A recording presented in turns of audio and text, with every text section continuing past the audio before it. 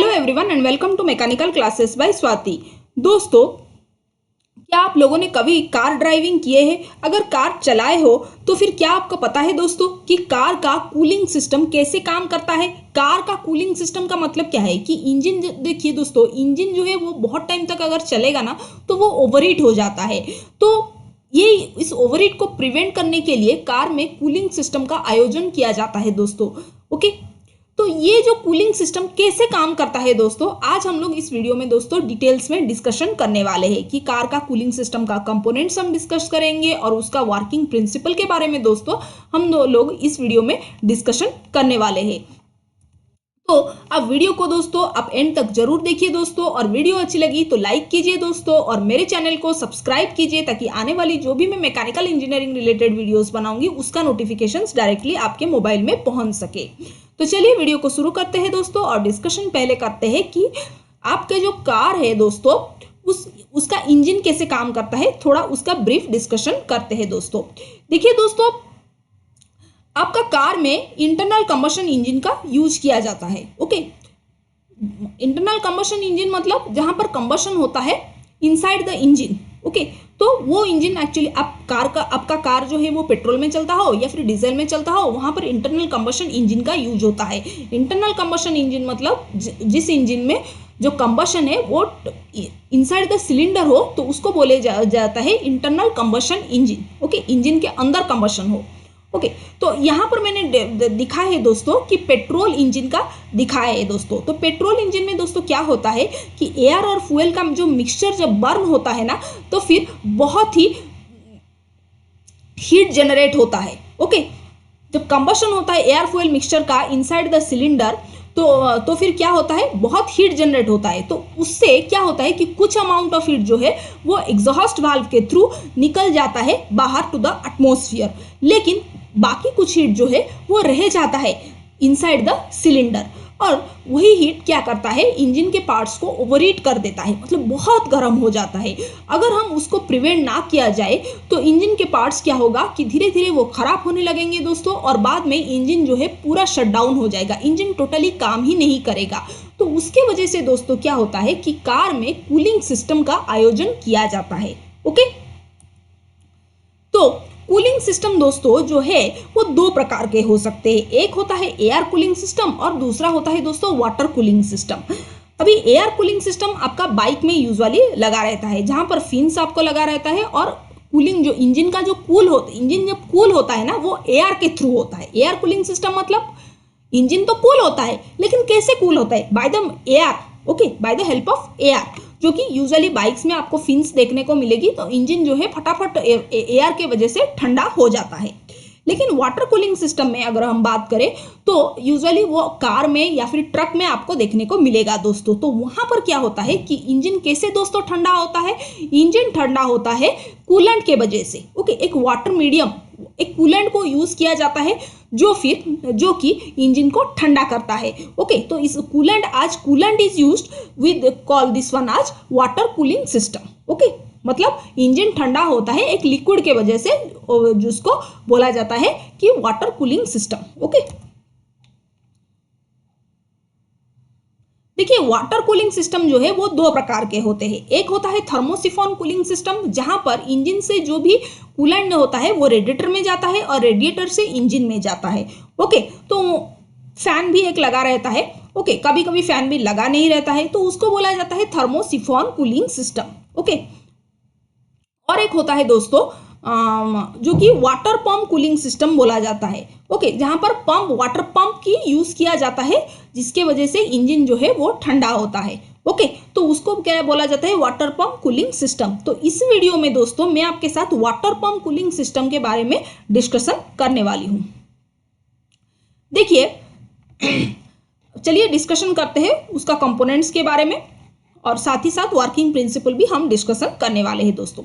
देखिए, जब आप इंजन को स्टार्ट करते हो ना, इंजन जब स्टार्ट हो जाता है तो वो उसके साथ अटैच रहता है एक पंप, सेंट्रीफ्यूगल पंप। ओके, एक सेंट्रीफ्यूगल पंप अटैच रहता है, जिसका मेन काम दोस्तों क्या होता है, ये एक्चुअली पावर लेता है क्रैंकशाफ्ट से। ओके, तो इसका मेन काम दोस्तों क्या होता है कि रेडिएटर से क्या करता है, वो कूलेंट को खींचता है। ओके, कूलेंट को वो रेडिएटर से खींचता है फ्रॉम द लोअर होस, यहाँ से क्या करता है वो कूलेंट को खींचता है रेडिएटर से। ओके, ठंडा लिक्विड रेडिएटर से खींचता है और फिर कहाँ भेज देता है दोस्तों, वो इंजन में भेज देता है। ओके, इंजन में भेज देता है ताकि कूलेंट जो है चारों तरफ से सर्कुलेट कर सके। कहाँ जाएगा ये कूलेंट, जब इंजन में जाएगा तो फिर कहाँ जाएगा दोस्तों, वो जाएगा इंजन ब्लॉक में, फिर सिलेंडर हेड में जाएगा। ओके, और फिर पूरा इंजन को जो है वो ठंडा करने की कोशिश में लगेगा। ओके, इंजन को ठंडा करेगा का मतलब दोस्तों क्या है कि मतलब इंजन को एक रिकमेंडेड रेंज में, पर्टिकुलर रिकमेंडेड टेम्परेचर रेंज में रखने की ये कोशिश करेगा। ओके, कूलेंट, फिर कूलेंट क्या करेगा कि जब ये अपना काम करेगा, इंजन में सर्कुलेट होगा, तो फिर वो चाहेगा कि मैं बाहर चला जाऊं और फिर थर्मोस्टेट के थ्रू निकल जाऊं, रेडिएटर को चला जाऊं। लेकिन दोस्तों थर्मोस्टेट वो अलाउ नहीं करेगा। क्यों नहीं अलाउ करेगा? थर्मोस्टेट बोलेगा कि कूलेंट तेरा टेम्परेचर जब 200 या फिर 250 डिग्री सेल्सियस में हो जाएगा तब जाके ये थर्मोस्टेट खुलेगा और फिर कूलेंट को अलाउ करेगा रेडिएटर में। ओके, जब तक ऐसा कूलेंट का टेम्परेचर जो है 200 या फिर 250 डिग्री सेल्सियस से बिलो हो तब ये थर्मोस्टेट खुलेगा नहीं। ओके, थर्मोस्टेट नहीं खुलेगा। ओके, जब कूलेंट का टेम्परेचर इतना ज्यादा ना हो तब ये थर्मोस्टेट खुलेगा नहीं। कूलेंट तो चला जाएगा, अभी थर्मोस्टेट कूलेंट जो है वो इंजन से सर्कुलेट करके थर्मोस्टेट में जाएगा। ओके, अभी थर्मोस्टेट तो खुलेगा नहीं क्योंकि उसका टेम्परेचर जो है वो इतना ज्यादा है नहीं। कूलेंट का टेम्परेचर 200 या फिर 250 डिग्री सेल्सियस तो अभी तक हुआ नहीं। फिर बाद में क्या करेगा, ये जो कूलेंट है फिर बाईपास लाइन के थ्रू अगेन क्या करेगा, इंजन में जाएगा। ओके, कूलेंट का टेम्परेचर 200-250 डिग्री सेल्सियस तो हुआ नहीं, तो फिर ये थर्मोस्टेट क्या करेगा, उसको फिर से इंजन में ढकेल देगा। ओके, लेकिन अगर आप कार में हीटर ऑन किए हो तब प्रोसेसेस कुछ अलग होंगे दोस्तों। क्या होगा कि ये थर्मोस्टेट से जो भी गर्म कूलेंट था वो क्या करेगा कि हीटर कोर में जाएगा। हीटर कोर एक स्मॉल रेडिएटर है, वो भी एक हीट एक्सचेंजर है। ओके, तो गर्म कूलेंट क्या करेगा, हीटर कोर में जाएगा, तो वहां पर क्या करेगा, वो हीट को एक्सचेंज करेगा। किसके साथ हीट को एक्सचेंज करेगा? पैसेंजर कंपार्टमेंट में जो एयर है उसके साथ हीट एक्सचेंज करेगा। आज ए रिजल्ट ऑफ विच क्या होगा कि जो एयर घूम रहा है पूरा केबिन में, कार के केबिन में जो एयर घूम रहा है वो गर्म हो जाएगा और आपको विंटर सीजन में कंफर्टेबल फील होगी। लेकिन ये कूलेंट जो है ये क्या होगा, वो ठंडा हो जाएगा, ठंडा होके अगेन वो इंजन में चला आएगा। वो प्रोसेस होता है दोस्तों। ओके, अभी देखिए, अभी मैं थोड़ा थर्मोस्टेट को बोल रही हूं, लेकिन अभी क्या हम डिस्कशन करेंगे कि ठीक है, हीटर ऑन किया तो थर्मोस्टेट से वो जाएगा हीटर कोर में, ठीक है। लेकिन अगर आपने ऑन नहीं किया है तो फिर थर्मोस्टेट से जाएगा वो रेडिएटर में।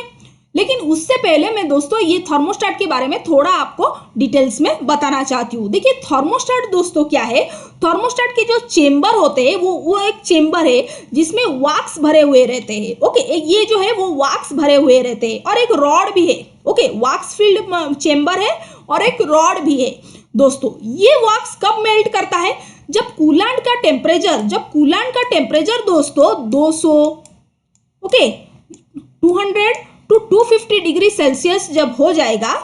ओके, अभी कूलेंट तो हमेशा थर्मोस्टेट में जाता है इंजन को ठंडा करने के बाद, इंजन को वो घुमा फिर थर्मोस्टेट में जाए। लेकिन कूलेंट का टेम्परेचर जब 200 या फिर 250 डिग्री सेल्सियस में हो जाए तो ये वैक्स ऑटोमेटिकली क्या करेगा कि वो मेल्ट करने लगेगा।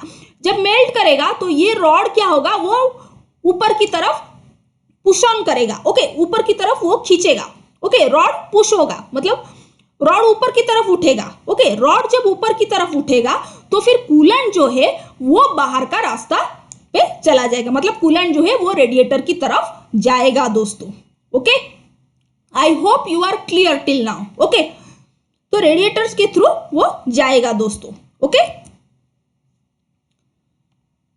अभी कूलेंट मान के चलिए कि कूलेंट जो है वो रेडिएटर की तरफ जा रहा है। ओके, 200 या फिर 250 डिग्री सेल्सियस कूलेंट का हो गया और फिर वो रेडिएटर की तरफ जाएगा। अभी जब वो कूलेंट को थर्मोस्टेट ने अलाउ कर दिया कि चल भाई तू जा अभी रेडिएटर के पास, तब क्या होगा कि ये एक्सियल फैन जो है वो ऑटोमेटिकली रोटेट करेगा। ये एक्सियल फैन जो है वो भी बहुत एक इंपॉर्टेंट कंपोनेंट है दोस्तों कार कूलिंग सिस्टम में। तो ये ऑटोमेटिकली एक्सियल फैन जो है वो ऑटोमेटिकली वो रोटेट करेगा।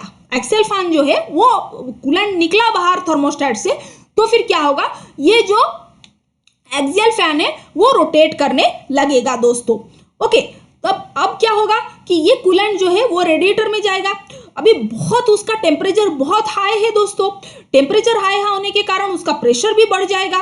कभी कभी क्या होता है कि प्रेशर भी उसका बहुत बढ़ जाता है। ओके, जब बहुत प्रेशर बढ़ जाएगा तो फिर प्रॉब्लम आ सकती है। ओके, क्या प्रॉब्लम, कूलेंट जो है वो उसका सर्कुलेट होने में प्रॉब्लम आ सकती है।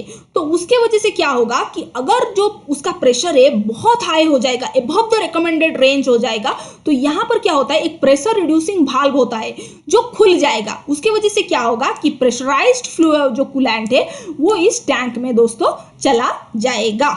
Okay, clear.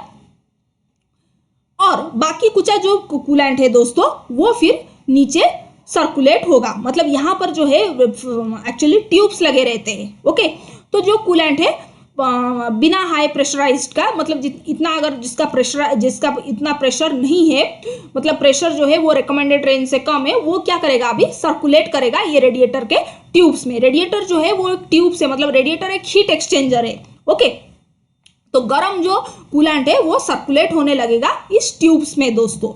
अभी रेडिएटर एक हीट एक्सचेंजर है दोस्तों, तो वो किसके साथ हीट एक्सचेंज करेगा, ये हवा जो चल रही है, ये फैन चल रही है, तो एयर के साथ वो हीट एक्सचेंज करेगा। और किसके साथ भी एक हीट एक्सचेंज करेगा दोस्तों, किसके साथ हीट एक्सचेंज करेगा, फिन्स लगे रहते हैं दोस्तों। ये जो देखिए ये फिन्स लगे रहते हैं, तो फिन्स जो है वो उसके वजह से भी कूलेंट का टेम्परेचर जो है वो डाउन होगा। ओके, फिन्स क्या करते हैं कि it increases the heat transfer area. Okay, तो उसके वजह से क्या होगा कि जो कूलेंट है उसका टेम्परेचर रिड्यूस होने लगेगा। और फैन भी लगा रहता है, फैन लगाने से क्या होगा वो कि कूलेंट का जो टेम्परेचर है उसके वजह से भी रिड्यूस होगा। मतलब it will exchange heat with the air. Okay, the coolant which is circulating inside the radiator tubes, it will exchange heat with the air. Okay,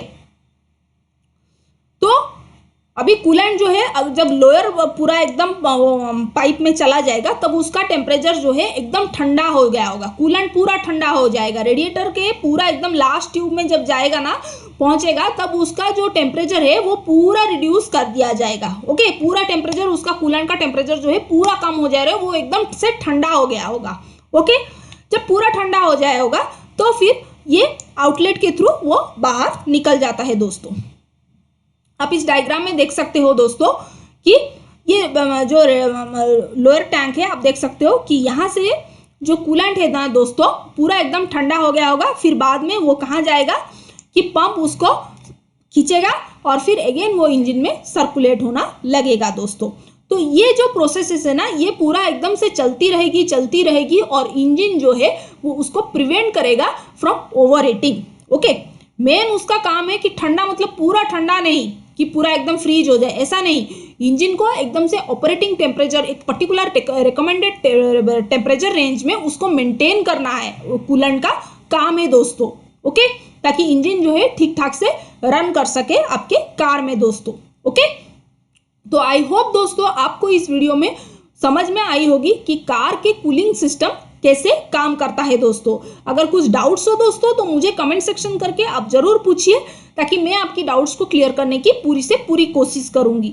और वीडियो अच्छी लगी तो लाइक कीजिए दोस्तों, और चैनल को मेरे सब्सक्राइब कीजिए, ताकि आने वाली जो भी मैं मैकेनिकल इंजीनियरिंग रिलेटेड वीडियोस बनाऊंगी आगे जाके, उसका नोटिफिकेशंस डायरेक्टली आपके मोबाइल में पहुंच सके। और फीडबैक दीजिए कि आपको ये वीडियो दोस्तों कैसे लगी। अगर कुछ खराब लगी तो मैं और इम्प्रूवमेंट करने की पूरी से पूरी कोशिश करूंगी। तो चलिए वीडियो को यहाँ पर ही मैं एंड करती हूँ और फिर मिलते हैं दोस्तों नेक्स्ट वीडियो में। Thank you.